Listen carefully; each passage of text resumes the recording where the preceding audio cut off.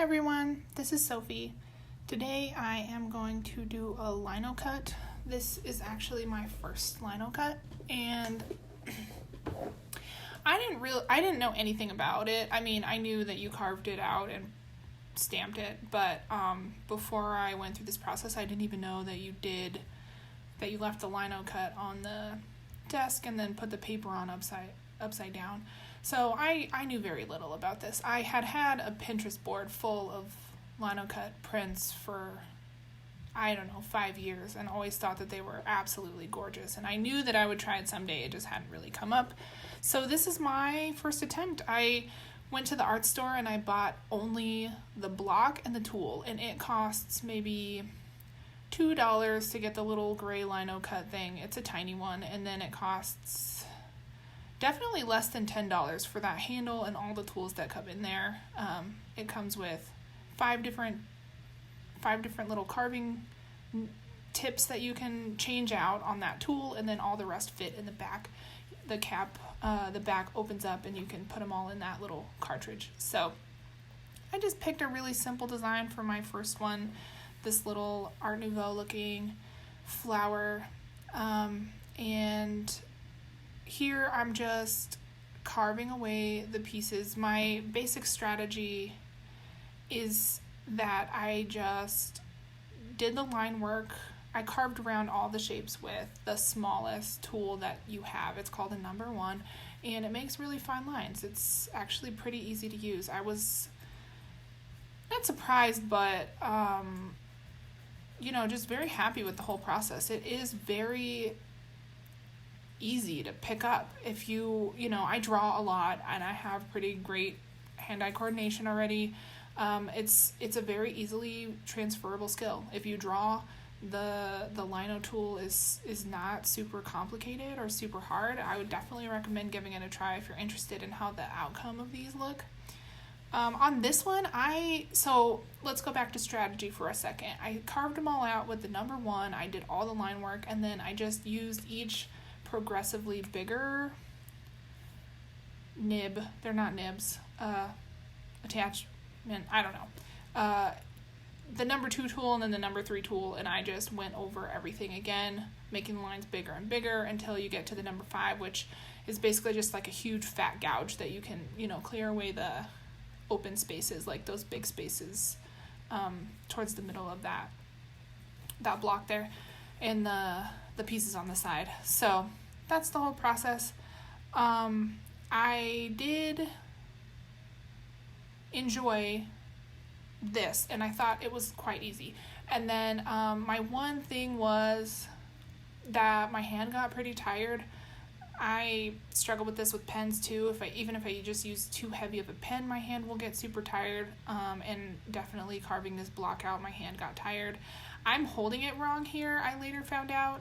So I just kind of jumped into this, and then after I made this one, I watched a bunch of videos on how to Linocut, and you're actually supposed to hold the tool differently than that, not like a pen. And so I think that's a lot of the reason why my hand got tired. Also, this gray block is kind of a medium hardness block. It still counts as kind of an easy cut, which I later found out that the easy cut blocks,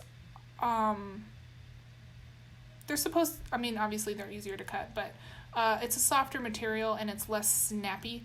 So there is one technique that you can use where you kind of like snap the pieces off and they come off kind of cleanly. This is still a little bit gummy of a texture. It's not at all, but it's closer to a gummy texture than the hard Linocut blocks, which I did try later and hated.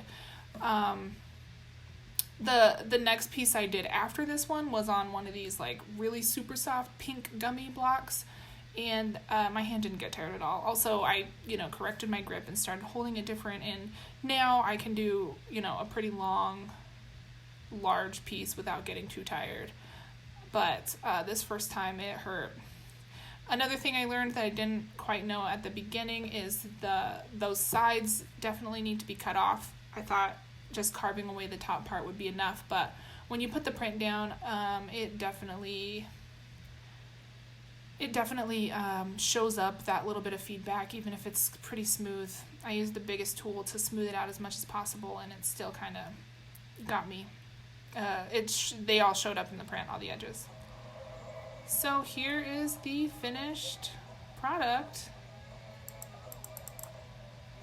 Looking kind of cute. All right, so when I did some weird volume thing, I forgot to turn the volume off on those. Sorry about that, you guys. This is a really new channel. I don't know anything about making videos. I'm trying my best.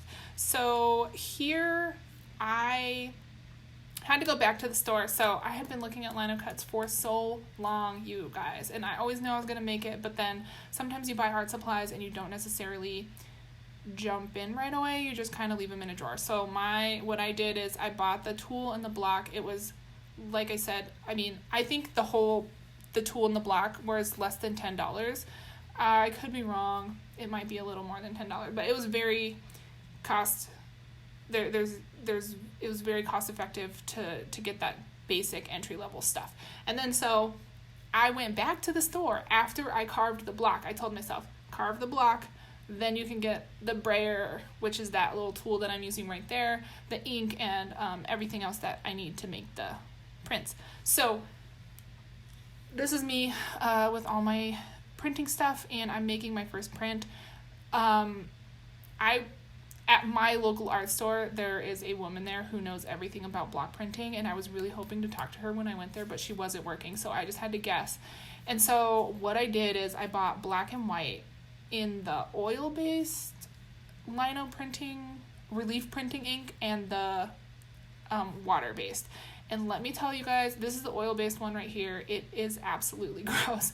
Do not get the oil-based one if you're just starting out.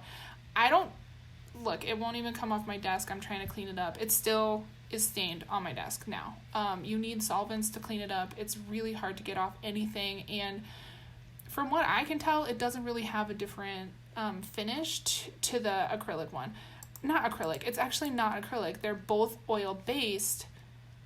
It's just that the water-soluble printing ink has been modified so that you can clean it up with water.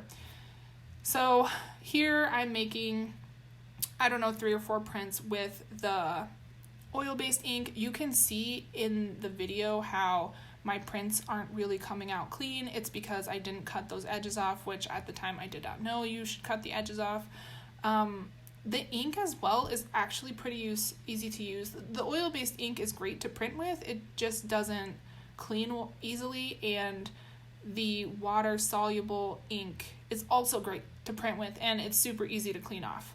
So that's why I'm recommending that one. But I was so pleasantly happy about this whole process that I finally decided to jump in and do it, because it's really easy to get good prints right off the bat. I didn't do anything special. I'm using a dish towel to sort of rub.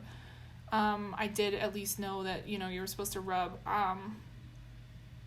to get a better print, so I'm trying that there. They don't come out totally perfect. There's still some spots where the ink didn't transfer, and obviously all that stuff around the side is making some noise. They call it noise, where the little gouges show through. Some people actually leave that there on purpose, but I wasn't trying to in this video. I just didn't know what I was doing. And then here I'm actually making some white prints with the white acrylic ink, and not acrylic, I keep saying acrylic, but it's just the water soluble one. That's how I was thinking of them at first.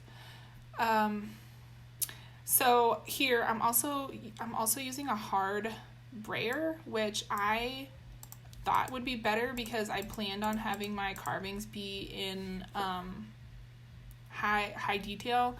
Eventually, this one's pretty simple, but I wanted to do I always get kind of crazy with my projects and go all out. So I got the hard one because it's supposed to be better for detail. However, mine was kind of defective. It wasn't rolling very well, and it was all squeaky and stuff. So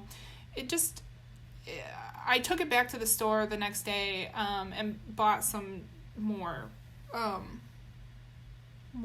blocks so that I could do another Linocut, and then I bought so all they had was the softer one. It's still pretty hard, but that's the one I have now is a different one. I had to take this one back, and they agreed that it shouldn't act like that. But of course, I didn't know. I thought I might be using it wrong or something like that. But yeah, guys, if you're just first starting out and your brayer is squeaky and it doesn't turn very easily, there's something wrong with it.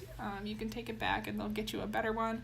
Or, you know, those boxes open pretty easily. You can take it out and test it in the store. I know the lady at the art store has done a lot of printing and she's never seen anything like that, so I don't think it's very common, but that's how mine was. And we checked all the other ones on the shelf at my art store, and that's how they all were. They were all just not working. I don't know if they got rusted in there or something, but again, the white ink is super opaque. It's super gorgeous. I have been let down by a lot of art supplies, especially white art supplies. You get them and they just don't have the effect that you want, or it takes quite a learning curve to get everything to look super nice and to learn the medium. But for Linocut, I really felt like that was not the case. This is my very first attempt knowing nothing, and it went okay. The oil-based thing was the only real mishap, and I'm warning you guys about that now so you won't have the same mistake. But yeah, it's really easy to get a very gorgeous end product without ever having done it before. So I think that's kind of rare, and I still love it. I printed it, the red thing there that I was printing on, that's a little envelope. I used some craft paper as well, and I'm just kind of getting a feel for what I can do with it. That craft paper is super, super thin and not necessarily cheap quality, but, you know, it's not printing paper. It's just, you know, some smooth, regular craft paper, and the end result is just so nice. For these white prints, I had actually gone back already and cut off the excess, so they're coming out a lot better. The one that I'm about to pull off doesn't have any of that noise, and I like that better, for this print at least. I definitely want to try having some of those little marks come up, but a lot more purposeful in the future. I'll, you know, plan them into my design. I don't just want them out on the sides. But for the ones that I made already before, I just cut them off with my paper cutter, and the designs looked great, and I'm going to use them for like little cards and tags and stuff in my pen pal letters and just for stationery, or I gave some to my sister because they really turned out cute. And yeah, like I said, the white ink is super opaque. I would definitely recommend it. I'm just using a stinking piece of tracing paper. It's more like vellum. It's pretty thick, but I couldn't find my pad of palette paper that I bought from Blick a couple of years ago, which I thought would be perfect for this, but you don't need any special materials. The first ones I did was just using the box that I got the brayer in. So you know, you could use cardboard, you could use the back of an old notebook, you could use, you know, a piece of chipboard, or there I just use tracing paper.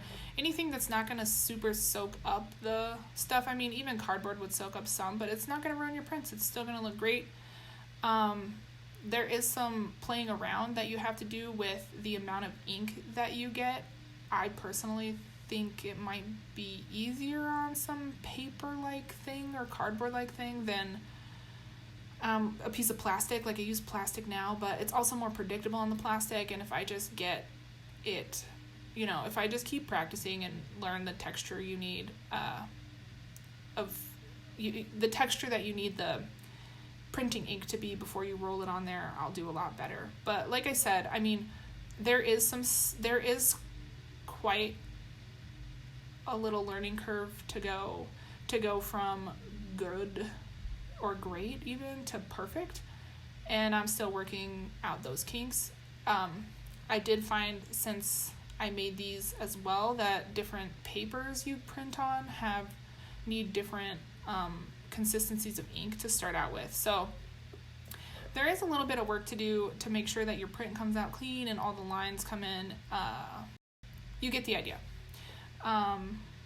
So thanks for watching, guys, and I hope you really liked this video. And if you have any questions about it, let me know in the comments. This is still a super new channel, so I can still respond to everything that anybody wants to know, and I can show you guys what you want to see next. All right, have a good one.